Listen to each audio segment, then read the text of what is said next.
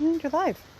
Hi everyone, welcome back. It's Rochelle Tenhoff from Jesse's Journey, Manager of Marketing. I've seen you already online today a couple of times on Zoom and also on our Facebook Live.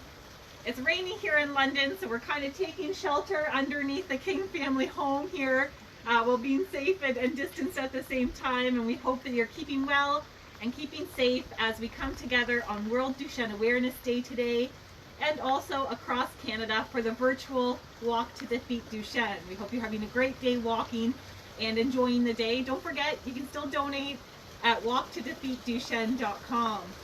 So I'm here with the King family. We're trying to keep as safe and dry as we can. Do you guys want to introduce yourselves? I'm Sandra. Here's Dylan and I'm Steve. Awesome. And so I've gotten to know the King family probably over the past year since I've been with Jesse's Journey, and we've gotten to know each other a little bit. But I'll let these guys kind of speak for themselves. It is raining, so we might let these guys head back inside. Dylan, is there anything you want to say to everyone that's watching right now? Thank you. A nice thanks from Dylan. All right, guys, the rain's kind of blowing in your house. Demand a few words. Yeah. That's okay. All right, well, everyone can do a virtual wave that's with us online right now. Awesome. All right, thank you, guys. All right, thank you. And we're going to stay outside with Steve, and we're going to have a little chat about why they're participating in the walk this year as our walk ambassadors. So you got to meet Sandra, you got to meet Dylan, you got to meet Elise. Steve, tell us a little bit about your journey in being diagnosed with Duchenne and Dylan and as he's grown up. Sure. So yeah, I mean, I think we knew that there was something up with Dylan when he was a little guy. You know, he wasn't really exactly where he needed to be physically, and long story short, one of Sandra's sisters had some medical tests done and indicated to us that her CK levels were high, and that's a marker for Duchenne. And I'll tell you, as soon as I heard that, I started to put two and two together, and I thought, oh man, could it be? Fingers crossed, let's hope not. Well, fast forward a little bit, and for sure, I mean, I was at work. I remember vividly the moment that my wife called me and told me that he'd gotten a positive diagnosis. And I don't think you can steel yourself for it. You can prepare yourself in your head mentally that might be what you hear, but the moment that news drops, I mean, it was wow. It was a day, I'll tell you. It was dark. There was some dark periods there. It's a tough thing to wrap your brain around. All the plans, the visions that you've got for the future, they just kind of evaporate. And immediately you need to focus on. I've got a son, I've got a family, I've got a little guy who needs me. He's in a tragic situation right now. We just need to, evaluate and recognize things are different. Things are not, that vision is not going to be realized now. So now we just need to paint a different vision and figure out what that's going to look like. And as part of that, the medical team at the Thames Valley Children's Center, fantastic people. And some of the social workers there kind of mentioned to us, we knew Jesse's Journey. I grew up in London, so I remember watching John on TV London News when I was a little kid. And so everybody knew Jesse's Journey. We knew who John Davidson was. We knew who Jesse Davidson was. But the charity was not something that we've been involved with. And our first sort of introduction was the Walk to Defeat Duchenne. And like if you saw me this morning, I talked a little bit about that first day experience where a lot of unfamiliar faces, a lot of boys that were a little more advanced clearly than Dylan was, and a little bit of an eye-opener there. But once you started meeting some families, once we hung out with John a little bit, Rick Moss at the time, who was running the show before Perry, you just start to meet these people and you recognize that, listen, you feel alone, your family, they can relate, but they can't really relate. Your friends, they can empathize, but they can't really relate.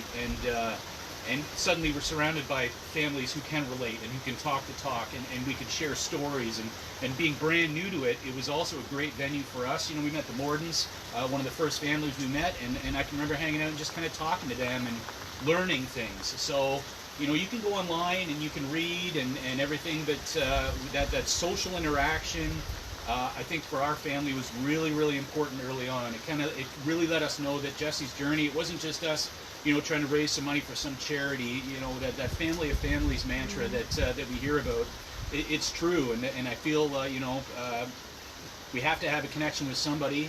It's tragic what's happened to the family and to Dylan particularly, and I'm glad that Jesse's Journey existed in London, Ontario, of all places, right? So it was fantastic. John's a great guy. He's on LinkedIn. I read his stuff all the time, and it's just one of those things. You listen to that man speak, and his words are comforting, and he's a great sort of patriarch of the charity, and fantastic guy to have get to know, and a guy that I would consider a friend. So absolutely. And all you guys, it's one of those things. We all kind of hang out and get along and do events together, and family of families for sure. I'll take that. It's so true, and John really kind of coined that term in terms of family of families, and at Jesse's Journey we say that so often. And like you said, Steve, people living with Duchenne can feel quite isolated and alone, because it's really only about 1 in every 5,000 boys that are born that are diagnosed with Duchenne. So it is a relatively small disease in terms of how many people it affects, and that's why it's categorized as a rare disease in Canada, but yet it is the most common genetic disease diagnosed in childhood. So, to raise awareness of this and to help fund research is so vital. So how long have you and your family been participating in the walk? Wow, since the beginning. This has got to be 8 years, I think, at least for us this time. Sandra does the vast majority of the fundraising, and she does a great job every year. She's the anchor of the family. She gave up her career to be a caregiver. That was a tough decision. And as I said, that's just one of those things. You take a turn that you weren't expecting. But we do all right. And I don't suffer from having my wife be at home all the time. I come home from work and I get a nice hot meal ready for me every day. So it's one of those glass half full things. As certain parts of your life suffer, you pick it up in other parts of your life. So it's one of those things that you have to find a new balance. That's all there is to it. So. Yeah, about 8 years we've been doing it, and it's today worked out all right up until about 10 minutes ago. But the walk down at the park, it's a fantastic day in May when we head down there to Springbank and take a stroll, and we're very fortunate that we have friends and family that join us every year. I miss those guys this year. Hey everybody, if you're watching, I miss you guys. And I know already, today, since this morning, we've had a pile of people just kind of reaching out to us and saying, hey, I saw you this morning, and good luck today, and I hope other folks are out there walking with us today as well. Nice, and it's so true. Everyone is trying to keep very safe, in this current pandemic that we're in, but, walking in that sense of unity, and you've been participating for 8 years, and I think a lot of you out there that are watching right now have also participated in the walk in some way or another for a number of years now. But it really does help to connect everyone and, show families that they're not alone, and sharing their experience and sharing their stories. This year, just a little bit differently, and doing it online. So I just want to, again, for those that are just joining our live stream this afternoon, thank you for joining us as we celebrate World Duchenne Awareness Day. And at Jesse's Journey, we're hosting the virtual Walk to Defeat Duchenne this year. We have Steve King here. He's been participating in the walk for the past 8 years. This year just looking a little bit different than other years. Right now in London, Ontario, it is very rainy. If you haven't heard on the live stream so far, you can probably hear the gusts of wind. But we do hope that you're staying safe, you're staying well, and that you're able to walk, run, roll in your own community throughout the day today. Lauren, do we have any comments or questions on Facebook Live? Yeah, we have hellos from Kevin and Laura. We also have Crystal is joining us, and Sharon, Bonnie, and Sandra. Awesome. Well, welcome everyone. Thank you so much for tuning in. That's fantastic to have you online. We have Lauren behind the camera here helping us out. But Steve, tell us a little bit more about your family and the changes that your family has had to do to accommodate for the progression of Duchenne. Sure. Well, I would say the biggest change that our family's made over the last little while is this place here. We were getting to a point, and we the neighborhood that we live in near a school named Jack Chambers, and we moved to the neighborhood for that school for the kids. We wanted to stay here. That was important to us.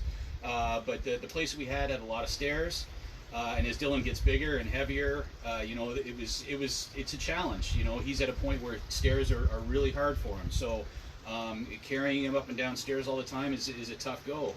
So one of the biggest changes we made was staying in the neighborhood. I'll tell you, we looked for over 5 years. Wow. Constantly. We were looking for that one floor place that was, that we liked, that was in the neighborhood, and be able to let our kids go to the high school up here and stay at the same public school. The school's been fantastic. Dylan's and Elise both have great friends. We're very supportive. So we wanted to stay in the neighborhood, and thank God we found this place. A nice one floor, and much easier to get around and everything like that. This past year we bought an accessible van for the first time. So that's a little bit of one of those financial things that you take. We would have needed one anyway. This one just has a ramp on it. Okay, whatever. And as I mentioned, I think the other thing, Sandra was born to be an educator. She thrives around kids. She's in her element when she's teaching. She does about 400 hours a year of volunteer time over at the school, but she had to give up her career. She was a Montessori teacher before that, and really loved doing that. So, but again, like I said, it's a glass half full thing. You sort of take that financial hit on the one side, but on the other side, she's home all the time. She gets to spend a lot more time with the kids than she would have. And I appreciate her being home and taking care of me in the same way as well. So, and the other thing too, as a dad, I think when you've got a little guy, for me, I when he was born, I had visions of bike rides and hockey and all those kinds of things. And it's just one of those things you recognize, man, it's not going to happen. It's not in the cards for us. So we need to come up with different activities. Dylan loves to swim. He loves to be in the water. It's freeing for him, right? He feels a little less heavy and all that kind of stuff. So it's just astronomy. We get the telescope out and we sit out here and we look at the moon and things like that. So it's just a matter of finding different activities and readjusting your life to accommodate him, and make sure that he still has his friends, he still has his buddies around. He spends a lot of time online these days since everybody's been locked down, playing Fortnite and all that stuff. But I think that as long as he's happy, as long as he's healthy, and everybody else, we're all good. So life's fine, right? That's awesome. Yeah. Awesome. And so I've had the pleasure of getting to know you guys for a little bit now. But for those that are just joining us online and might also have, a young child or a teenager or a young adult living with Duchenne, tell us a little bit about Dylan. We got to see him say hi briefly, but yeah. That was it. He's a shy little guy, I'll tell you. But right now he's probably in with his buddies online, a mile a minute mouth. But he's a smart little guy. He's very bright. He gets great grades. He's a super popular little kid over at the school. He's one of those guys that when he shows up, people swarm him. It's cute, but at the same time, you can just tell he's shrinking a little bit. He doesn't want to have any part of that as much. But no, he's an awesome little guy. He's got you can see a huge mop of curly hair. I have no idea where he gets that from. And yeah, we love him. He's a fantastic boy. He's bright. He's positive. I'll tell you, of all of us, he's the most nonchalant about his condition of all of us. If you were to put where Duchenne is on his hate list, it's down here. And maybe, I'll give credit to my wife again. I think that's a testament for the quality of life that she strives to give him each and every minute of every day. He's comfortable, he's happy, he's well fed, he's taken care of, and we try to keep him entertained and keep him happy. And he's wonderful. He's the love of my life. I'm not going to skate with him, but we got lots of other things we can do. Yeah. So. And one of the things you mentioned that I think is so critical for anyone at any age, but is friendships, right? And how has Dylan, has he talked to his friends about what Duchenne is, and how has he had that relationship with some of his school buddies about Duchenne? Well, it's interesting because if you reflect back, the buddies that he's got right now are the same friends he's had since he started school. So, we've got pictures of him on the first day of school standing, and he's got a 50-pound backpack in his back. Well, his friends have been sort of side by side with him as they've watched things change for him. And as he progressed from being able to walk to sort of being in a scooter, his friends don't bat an eye. He's still their best buddy, Dylan. And like I said, every day he's got his iPad seems to just ding constantly. People trying to get FaceTime requests with him and chat with him and play video games with him and stuff like that. So you're absolutely right, though. I think friendships, both and for ourselves as parents too, we don't go out of our way to try to drag our friends down with this stuff, but at the same time, people show up for the walk. I say thanks for coming, but I don't think they understand how much it means to feel that level of support. It's something else. So yeah, friendship is important for us as parents. You have to stay social. You have to stay in touch.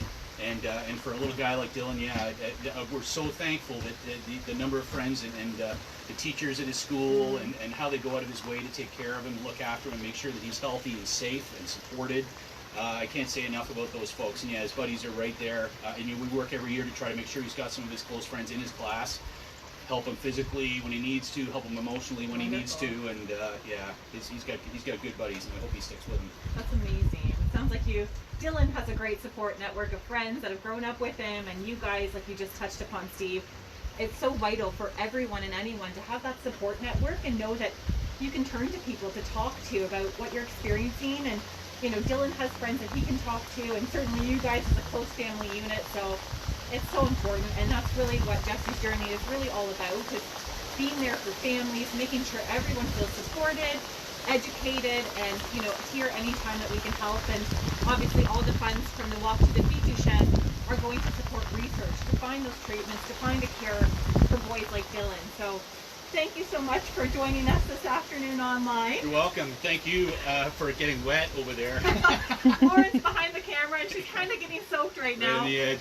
If you're just joining us on Facebook Live, it is pouring rain here in London, Ontario. So thankfully, you guys got out this morning for your walk. We did, yeah. We got out with Peter Yonke and his family. Trisha and Connor, one of Dylan's best buddies, came out with us right after the opening ceremonies. We thought, we better get cracking. So they took us on a beautiful stroll through their part of the neighborhood that we never really touched. So there we go again. It's another good thing out of the day. I got a new route to walk around the neighborhood now and see some cool stuff. So yeah, amazing. Yeah, it's a good day so far. Up until about 10 minutes ago. And we'll give a shout out actually to Peter. So Peter Yonka from OE Canada. OE Canada is our gold sponsor for the Walk to Defeat Duchenne this year. I'm going to turn around and show you all the amazing sponsors that are on the back of our shirts.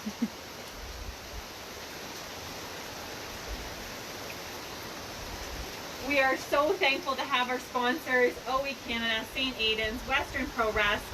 We have Bluestone Properties, Above and Beyond Promotions, Green City Produce. We have amazing community support, both in Southwest Ontario and across the country. And that's really also what Jesse's Journey is about, building that family of families across Canada to support one another living with Duchenne.